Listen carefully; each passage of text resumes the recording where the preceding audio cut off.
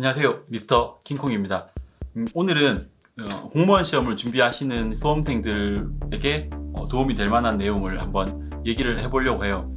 이런 내용은 관심이 있으신 분들만 보실 거라고 생각을 하기 때문에 따로 뭐 편집이나 이런 걸 많이 하지 않고 편하게 얘기를 한번 해보려고 합니다.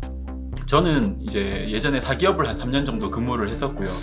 2015년 2월 28일자로 이제 퇴사를 하고 3월 1일은 이제 3일절이라서 빨간 날에 하루 놀고 3월 2일부터 이제 공무원 시험을 준비를 했습니다. 그렇게 해서 이제 그 다음에 2016년 4월에 치른 국가직 행정직 시험에서 가산점 포함 400점 사이인가 받아서 이제 합격을 하고 6월달에 치른 지방직 행정직 시험에도 가산점 포함해서 421.26인가 뭐 그렇게 받았습니다. 정확하게 기억이 안 나는데 아마 거의 맞을 거예요. 그리고 이제 공부는 독서실 끊어가지고 유명한 수험학원 홈페이지에서 이제 프리패스 끊어가지고 인강 듣고 혼자 복습하고 뭐 이런 식으로 공부를 했던 것 같습니다. 그래서 제가 한 1년여간 준비를 해서 합격을 하고 난 뒤에 동생들이나 친구들이 많이 물어봤어요. 어떻게 공부를 했냐, 합격할 수 있는 1년 정도에 합격할 수 있는 비결이 뭐냐. 그때마다 이제 제가 좀 도움이 될 만한 내용들 많이 얘기를 해줬는데 그 중에서 이제 가장 핵심적인 거 2가지만 얘기를 해보려고 합니다. 일단 제가 말씀드리는 거는 구급 공무원 시험에 한정해서 말씀을 드리는 거예요. 왜냐면 7급 시험이나 다른 시험은 제가 해보질 않았기 때문에 뭐 제가 감히 어떻게 말씀을 드릴 수가 없을 것 같고요. 그래서 9급 시험 준비하시는 분들이 보시면 좋을 것 같아요. 하나는 9급 공무원 시험을 준비하는 마음가짐이나 태도에 관한 이야기고, 또 하나는 실질적인 공부를 할 때 공부 방법에 대한 이야기예요. 첫 번째로 이제 마인드 부분은 많은 분들이 조금 실수하신다고 해야 하나, 좀 잘못 생각하시는 부분이 있는데, 우리가 이제 살면서 어떤 의사결정을 할 때 다수결에 의존을 많이 하잖아요. 이제 여러 사람이 선택한 길이 보편적이고 일반적이면서 또 이제 정답일 확률이 높으니까. 그런데 이제 이 공무원 시험이라는 시스템을 잘 보면 예를 들어 100명이 시험을 준비를 한다고 하면 합격률이 한 5% 정도밖에 안 되는 걸로 알고 있습니다. 뭐 간단하게 말해서 절대 다수는 떨어지는 시험이라는 얘기죠. 더군다나 이 많은 사람들이 합격권에서 아슬아슬하게 떨어지는 게 아니고 실제 분포를 보면 한 330점이나 이렇게 합격과 거리가 먼 점수 때 굉장히 많이 분포를 하고 있는 걸 볼 수 있어요. 그래서 냉정하게 말을 하자면 거의 대다수가 합격권 근처에 가지 못하고 불합격하는 게 공무원 시험입니다. 그런데 만약 여러분들이 학원을 다니거나 주변에 공부하는 사람들을 보면서 어떻게 공부하세요? 뭐 얼만큼 어떤 책을 보면 공부하세요? 이렇게 정보를 얻는다든지, 또는 옆에 사람을 보면서 저 정도 공부하는구나, 나도 이 정도 하고 있는데, 이렇게 비교를 하는 것은 굉장히 잘못된 정보 획득 방법입니다. 왜냐면 엄연히 말하면 이제 그 사람들이 떨어질 확률이 더 크잖아요. 정말 합격할 사람은 내가 수업을 듣는 강의실에 1명 혹은 2명 정도 될까 말까 하니까. 그래서 여러분들이 만약에 어떤 스스로 비교를 하거나 눈높이를 설정을 하려면 그 반에서 1등 하는 사람 있잖아요. 거의 합격할 것 같고 공부를 굉장히 잘하는 사람, 그런 사람을 타깃으로 공부를 해야 됩니다. 예를 들자면 우리가 달리기를 하는데 1등, 2등, 3등은 벌써 저 앞에 가서 보이지도 않는데 내 주변에 같이 뛰는 사람들을 바라보면서 판단을 할 수는 없잖아요. 내 옆에 있는 사람을 보면서 얘는 나보다 좀 달리기를 못하는 것 같은데 이 사람은 좀 나보다 잘 뛰는 것 같으니까 이 사람을 보면서 자극을 받아볼까? 근데 그게 아무 의미가 없잖아요. 왜냐면 결국 1등, 2등 하는 사람은 저 앞에 가 있으니까. 그러니까 여러분들도 공부를 하실 때 마음가짐을 반에서 1등 하는 사람 있죠. 그 사람을 바라보고 내가 저 사람을 따라잡거나 저 사람을 추월하면 합격을 할 수 있는 거고, 저 사람보다 못하면 불합격한다고 생각을 하셔야 됩니다. 절대 주변에 많은 사람들을 쳐다보시면 안 돼요. 자꾸 그렇게 하니까 눈높이가 낮아지고 잘못된 정보를 얻고 이 정도 하면 되겠구나 하는 자꾸 안도하는 마음을 갖게 되는 거예요. 그런데 반대로 우리 반에서 1등 하는 학생이 있다 그러면 그 학생은 국어도 뭐 90점 나오고 뭐 영어도 외국어도 90점 가까이 나오고 하는데 그 사람을 따라잡으려면 얼마나 마음이 급해요. 공부도 그 사람만큼 해야 되고 방법도 그 사람만큼 효율적으로 해야 되니까. 그래서 그 사람을 따라가다 보면 합격권에 가까이 가는 것이지, 주변에 불합격할 대다수의 사람을 쳐다보시면 절대 안 됩니다. 다음으로는 공부 방법에 대한 것인데, 이 방법은 효과적인 측면에서도 굉장히 좋지만 저는 어떤 가성비에서는 최고라고 생각을 해요. 제가 이제 주변에 이 방법에 대해서 많이 얘기를 했었는데 한 번은 문재인 대통령께서 한 수험생에게 이렇게 비슷한 방법을 얘기를 하시더라고요. 물론 이제 제가 문재인 대통령만큼 공부를 잘한다는 뜻은 절대 아닙니다. 이제 그분은 거의 공부에서는 끝판을 보신 분이니까 그냥 단순히 방법적인 면에서 비슷하다는 겁니다. 우리가 공부를 비유하자면 깨진 독에 물 붓는 거나 같아요. 아무리 머릿속에 정보를 집어넣어도 사람인 이상 굉장히 빠른 속도로 빠져나가고 잊혀질 수밖에 없단 말이에요. 그런데 집어넣는 속도를 최대한 빠르게 늘리고 빠져나가는 속도를 줄이다 보면 어느 순간에 그 장독 안에 물이 잠깐 동안은 채워져 있는 그 순간이 옵니다. 그러면 그때 빨리 시험을 쳐서 합격을 하고 그 다음에 잊어버리면 그만이죠. 여기서 빠져나가는 속도를 최대한 늦추는 방법 중에 최고의 방법은 복습이에요.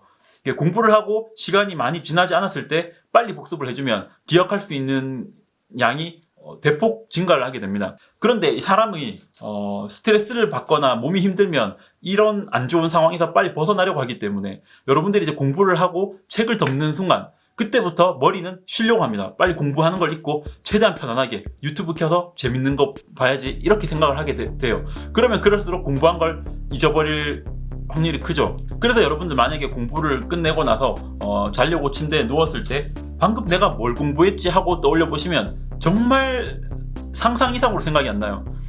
방금 무슨 국사 과목을 본 건데 내가 고려시대 이렇게 뭐 후반에 문화사 무슨 유적을 본 것 같은데 그 유적 이름이 뭐더라? 그게 어디 지역에 있더라?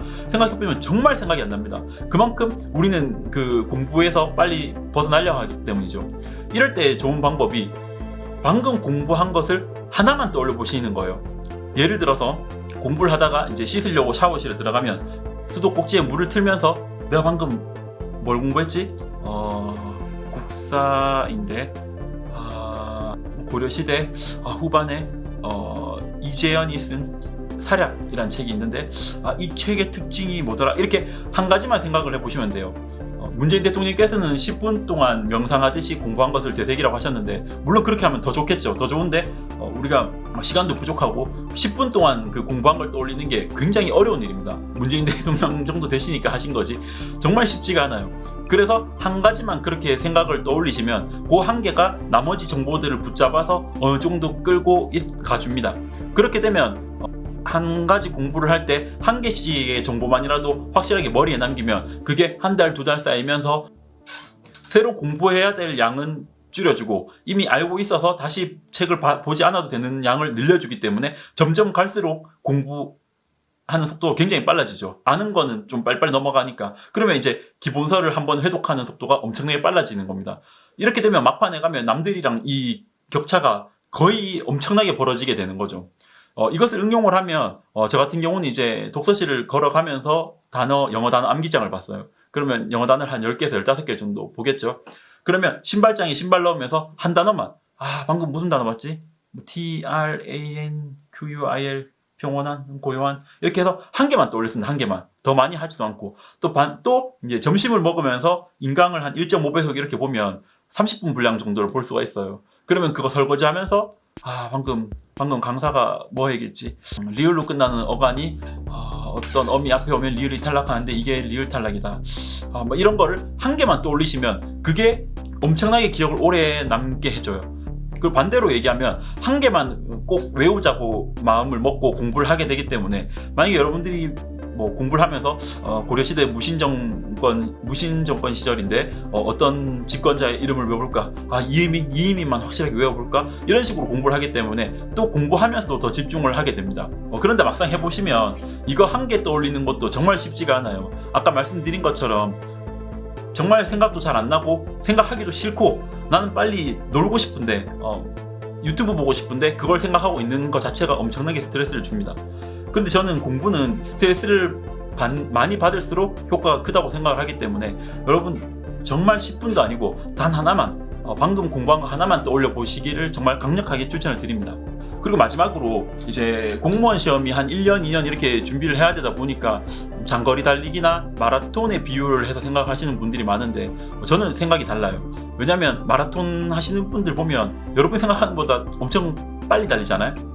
꾸준함이라는 거는 어느 정도의 속도나 페이스를 유지해주면서 그걸 오래 유지했을 때 꾸준함이지 정말 몸에 힘이 들지 않을 정도로 천천히 걸으면서 꾸준함이라는 거는 전 크게 의미가 없다고 생각을 해요.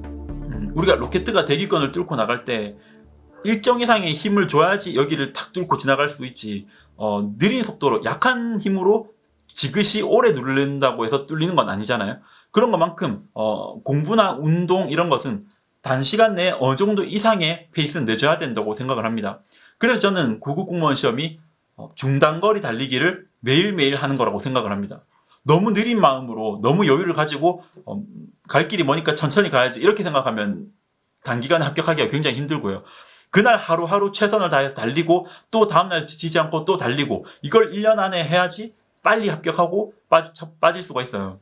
저는 이런 것을 이제 빡 한다고 하는데, 공부도 할 때 그냥 빡 하고 1년 동안 진짜 좀 힘들지만 빡 하고 합격하고 얼른 치워야 되고요. 놀 때도 놀 거면 빨리 빡 놀고 단기간에 놀고 말아야 되고, 운동도 마찬가지입니다. 너무 느리게 2시간 걷는 것보다 땀이 나고 숨이 가쁠 정도로 30분 뛰는 게 훨씬 효과가 좋다고 생각을 해요. 그렇기 때문에 이 9급 공무원 시험도 좀 빡 하고 치운다는 마음으로 하시는 게 좋을 거라고 생각을 합니다. 그래서 정리하자면 공부하실 때 주변에 있는 많은 사람들을 바라보고 정보를 얻거나 그것과 비교를 해서 자기를 판단하지 마세요. 무조건 1등 하는 사람, 합격할 것 같은 사람, 정말 반에서 제일 공부 잘하는 사람, 무조건 그 사람만 바라보고 걔를 따라잡든지 추월을 하든지, 그렇지 않으면 불합격이고 그렇게 하면 합격인 겁니다. 두 번째로, 공부하시고 공부를 끝낸 다음에 딱 하나만, 방금 내가 뭘 공부했는지 하나만 다시 되새겨 보시고 그 다음에 이제 마음 편히 쉬셨으면 좋겠습니다. 마지막으로, 너무 장거리 달리기라고 생각을 하고 페이스를 느리게 잡거나 느슨하게 잡지 마시고 빡하고 치운다는 마음으로 어느 정도 이상의 페이스를 내주셔야 된다는 것을 꼭 강조를 드리고 싶습니다. 그렇게 하시다 보면 9급 공무원 시험은 사실 여러분 생각보다는 가까이 목표점이 있습니다. 하다 보면 이 정도구나, 정말 막연하고 방대해 보이는데 이 정도 공부하면 시험을 합격할 수 있구나, 시험을 위해서는 이 정도만 내가 알면 되는 거구나, 이렇게 가닥이 보이기 시작을 하거든요. 그게 보이면 이제 거의 합격에 가까이 오신 겁니다. 그러니까 무더운 날씨에 지치지 마시고 조금만 더 힘을 내시길 바랍니다. 그리고 이제 나중에 기회가 되면 제가 사기업을 그만두고 공무원으로 옮기게 된 계기나 이유, 이런 것도 한번 다뤄보고 사기업과 공무원의 직장생활 비교 리뷰, 이런 것도 한번 여러분들한테 자극이 되실지 모르니까 한번 영상을 찍어보도록 하겠습니다. 아무튼 더운 날씨에 지치지 마시고 화이팅 하십시오. 빡 아시죠? 빡 화이팅!